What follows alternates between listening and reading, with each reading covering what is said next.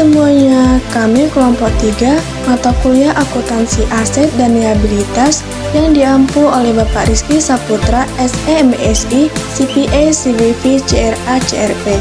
Nah, di sini saya bersama rekan saya, Cantika Zusri Majid, Erwin Bernardo Lumantobin, Irfan Novita, dan Nurkalisa Aprina Pasaribu. Kami akan mewawancarai salah satu pelaku UMKM. Yuk, tonton video ini hingga selesai. Apa sih yang dimaksud dengan UMKM? Sesuai dengan Undang-Undang Nomor 20 Tahun 2008 tentang Usaha Mikro, Kecil, dan Menengah atau biasa disebut dengan UMKM, pengertian UMKM adalah usaha produktif milik orang perorangan dan atau badan usaha perorangan yang memenuhi kriteria sebagai usaha mikro sebagaimana diatur dalam undang-undang. Nah, adapun undang-undang yang mengatur tentang UMKM di Indonesia ada 4, yaitu yang pertama, Undang-Undang Nomor 20 Tahun 2008 tentang Kemitraan Pemerintah dengan UMKM. Yang kedua, Peraturan Presiden Nomor 98 Tahun 2019 tentang Perizinan untuk UMKM. Yang ketiga, Peraturan Menteri Perekonomian Nomor 11 Tahun 2017 tentang Pendanaan Modal untuk UMKM. Dan yang keempat, PP Nomor 23 Tahun 2018 tentang pelonggaran pajak yang dikeluarkan UMKM. Selanjutnya, apa saja sih kriteria UMKM? Kriteria UMKM diatur dalam PP UMKM Nomor 7 Tahun 2021 Pasal 35 sampai Pasal 36 tentang regulasi kebijakan pada aspek kemudahan pendirian usaha, perizinan, fasilitasi, akses pembiayaan, akses ke rantai pemasok, sampai akses pasar bagi koperasi dan UMKM.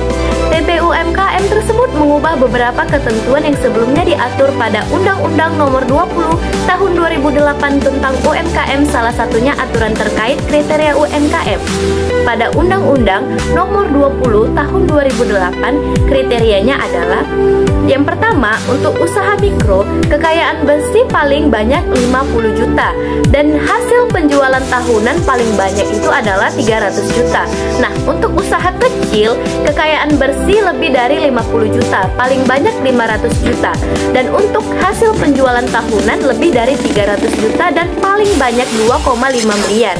Nah, untuk yang ketiga, usaha menengah, kekayaan bersih lebih dari 500 juta, paling banyak 10 miliar. Dan hasil penjualan tahunan lebih dari 2,5 miliar, paling banyak 50 miliar, dan tidak termasuk tanah dan bangunan tempat usaha. Baik, selanjutnya di sini kita akan mengkaji apa saja peran UMKM dalam membangun perekonomian rakyat Indonesia. Dalam upaya membangun ekonomi kerakyatan, peran UMKM sangat besar untuk pertumbuhan perekonomian Indonesia dengan jumlahnya mencapai 99% dari keseluruhan unit usaha. Kontribusi UMKM terhadap PDB juga mencapai 60,5% dan terhadap penyerapan tenaga kerja adalah 96,9% dari total penyerapan tenaga kerja nasional, sehingga mengurangi tingkat pengangguran di Indonesia. Baik, selanjutnya, mengapa standar akuntansi UMKM dibutuhkan dalam penyusunan laporan keuangan untuk UMKM? Karena laporan keuangan merupakan hal yang sangat penting bagi sebuah usaha, maka standar akuntansi UMKM diharapkan dapat membantu para pelaku UMKM dalam peningkatan literasi keuangan, memperingkas pelaporan keuangan serta meningkatkan kredibilitas laporan keuangannya. Baik, selanjutnya kita akan mengkaji bagaimana penyajian atau penyusunan laporan keuangan yang telah ditetapkan SAK UMKM. Penyajian laporan keuangan UMKM harus disusun secara rinci pada ekspor draft atau ide SAK UMKM yang mana penyajiannya harus konsisten, informasi keuangan yang korporatif, serta informasi yang lengkap. Menurut SAK UMKM, laporan keuangan yang wajib disusun oleh pelaku UMKM adalah sebagai berikut. Yang pertama, laporan posisi keuangan pada akhir periodik, yaitu terdiri dari informasi aset, kewajiban,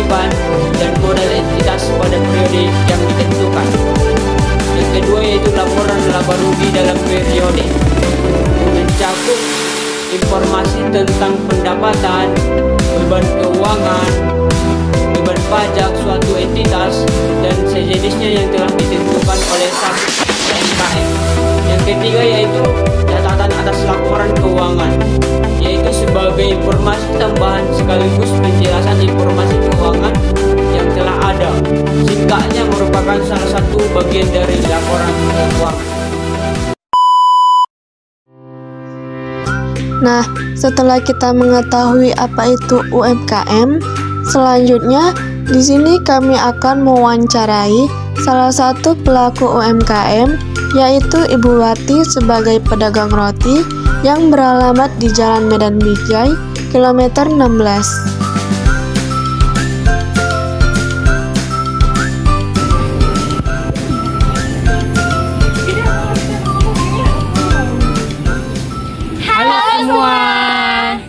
Perkenalkan, kami dari kelompok 3, kelas BK 3B, jurusan akuntansi, program studi perbankan dan keuangan, Politeknik Negeri Medan.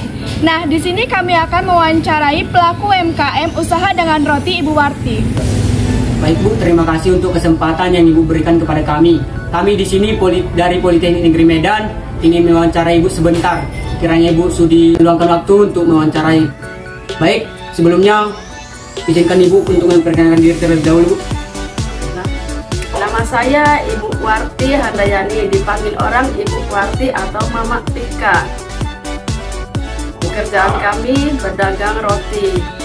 Usia Ibu kurang lebih 43 tahun. Usaha yang dijalankan dimulai sejak tahun 98. Baik Bu, untuk proses awal berdirinya usaha toko roti ini boleh diceritain Bu, gimana Bu? Awal mulanya kami menawarkan ke kedai-kedai kecil, warung-warung kecil, sedikit demi sedikit, asal mulanya 5 keranjang kami bawa, bertambah esok harinya 10 keranjang, bertambah lagi, begitulah seterusnya hingga sampai sekarang ini berkisar sekitar 50 sampai 60 keranjang. Baik, terima kasih Bu. Untuk pembukaan pertama usaha toko roti ini pada tahun berapa? Tahun 1998. Baik, terima kasih. Untuk usaha toko roti sendiri, apakah ada campur tangan dari pihak lain atau keluarga Bu? Tidak, berdua dengan suami. Berarti milik sendiri? Iya, milik sendiri. Berapa kira-kira modal Ibu memulai usaha ini, Bu?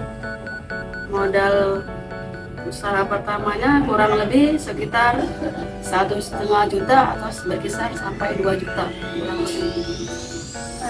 Ibu dapat barang dagangan ini dari mana? Dari pabrik, industri pabrik. Bagaimana cara Ibu menetapkan harga rata-rata dari dagangan ini? Ada yang harga 1.000, ada yang 2.000, ada yang 6.000, dan ada yang 12.000. Tergantung permintaan konsumen. Selanjutnya Bu, kapan gitu kira-kira Ibu membeli barang itu, ada hari tertentunya gitu Mbak? Dalam 1 minggu itu biasa kami berbelanja 5 kali. 5 kali. Kalau di hari Jumat dan hari Minggu biasanya kami libur. Hari biasanya terkecuali ada halangan tertentu bisa bergeser aja. Kalau misalnya gini kan Bu, banyak tuh usaha roti lain. Gimana cara Ibu mempertahankan pelanggan-pelanggan itu? Kita namanya pedagang, kita harus menguasai konsumen, harus mengerti selera konsumen dan daya pikat konsumen itu harus kita kuasai. Secara pribadi kita menghadapi konsumen, menghadapi mereka berbicara, cara penyajian kita dan pelayanan kita. Kalau pelayanan kita bagus, jujur, mudah-mudahan mereka selalu setia pada kita. Walaupun saingan banyak, mudah-mudahan mereka tetap mendukung kita. Kalau untuk di awal-awal tuh Bu, yang pertama Ibu tuh gimana cara Ibu menarik konsumen gitu untuk supaya lebih besar gini Bu banyak gitu? Ya kalau dikatakan awalnya memang cukup sulit, tapi itulah namanya merintis ya. Merintis itu menawarkan, tidak bosan-bosannya kita. Kadang-kadang kita tawarkan dalam 3 warung, satu yang dapat. Setelah sekian lama mengenal, kita sering lewat, sering nampak, oh ibu itu selalu bawa roti, dia butuh. Terus besok dia panggil, Bu, masuk ya ke warung kita. Warungnya mana, Bu? Itu, Bu, di pinggir itu ya, Bu, dekat apa itu pohon jati. Oh iya, saya nanti belok situ ya, Bu. Karena sekarang kita sudah sering lewat, melintas di daerah wilayahnya kan dia sudah tanda. Lama-lama terkadang kita tidak menawarkan lagi, malah orang itu yang manggil ingin membeli barang kita. Iya, sering tanda, dia sudah sering nampak, dia butuh, dia merasa butuh, dia memanggil kita. Kalau asal mulanya untuk menawarkan aja pun 3 itu belum tentu kita dapat hasil. Ada banyak penolakan yang kita hadapi, tapi itu perjuangan. Setelah kita kenal pelanggan itu pribadinya masing-masing, baik-baik.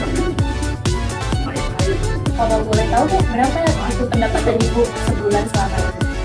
Kalau namanya berdagang, pendapat itu tidak menentukan. Kira-kira berapa itu? Kalau pas dia apa standar lain di bulan puasa ya, kalau bulan puasa itu biasa agak berkurang. Puasa lebaran kalau di bulan-bulan yang biasa standar pendapatan tuh 10% dari modal.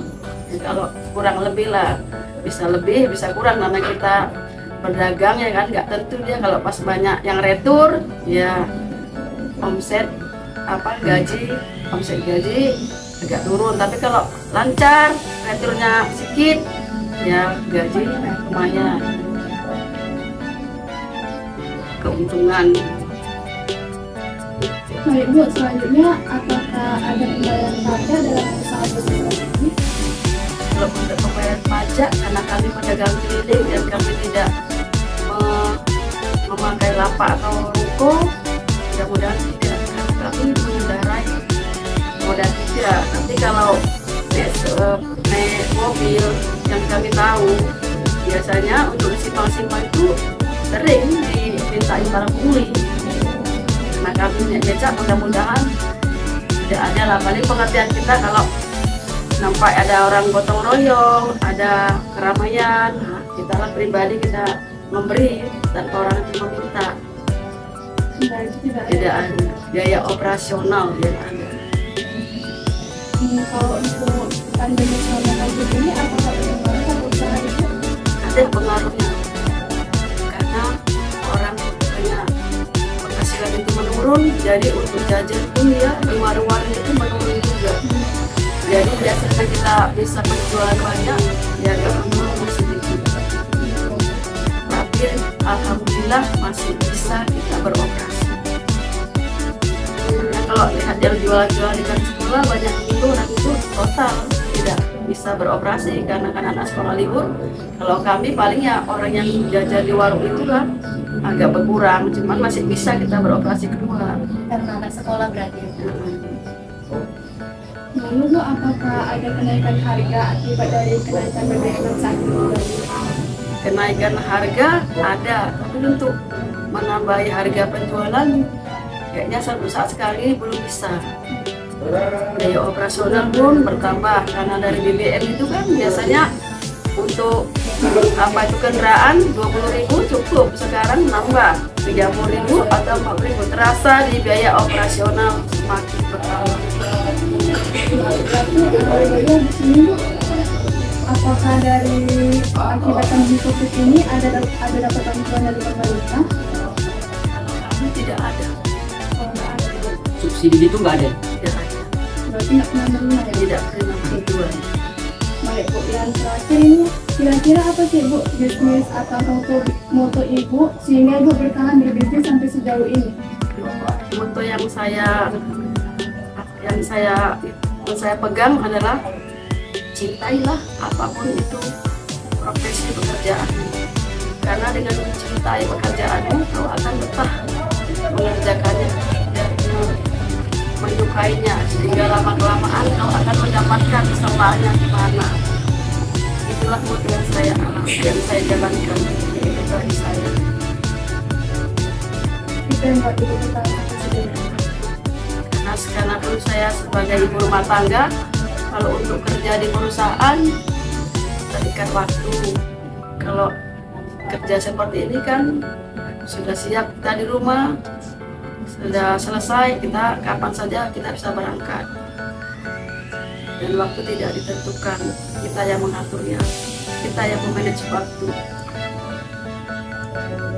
Baik Bu, terima kasih untuk kesempatan yang telah disediakan untuk kami dari kami. Semoga kiranya usaha Ibu dapat berjalan lancar. Ya Bu. Udah cukup. Terima kasih ya Bu. Terima kasih Bu. Ayo.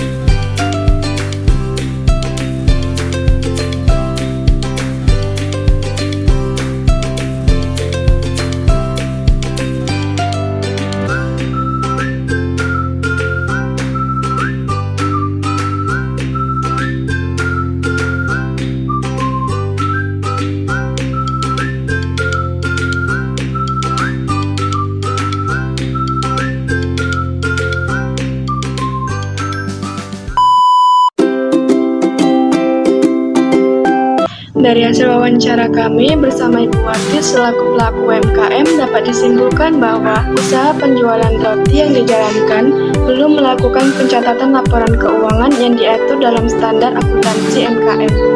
Hal ini dikarenakan minimnya ilmu pengetahuan oleh pelaku UMKM yang mana dalam membuat laporan keuangan dibutuhkan tenaga ahli.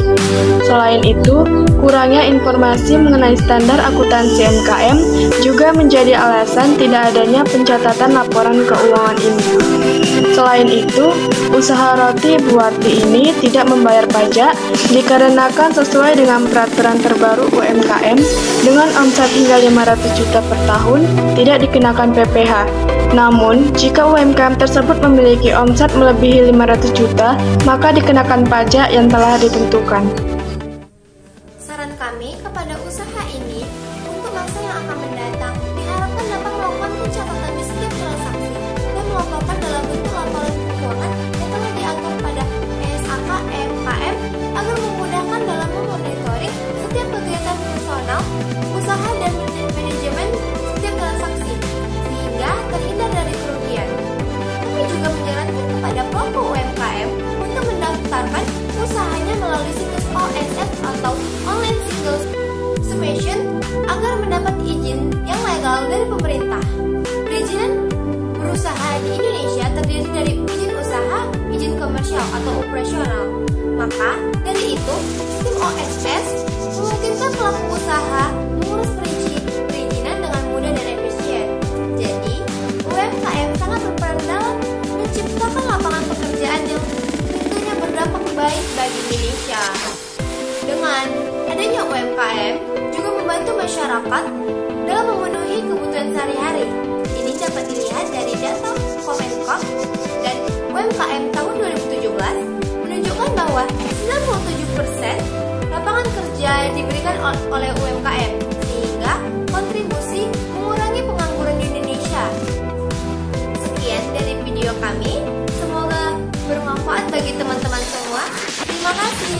Jangan lupa like dan subscribe-nya ya. teman-teman.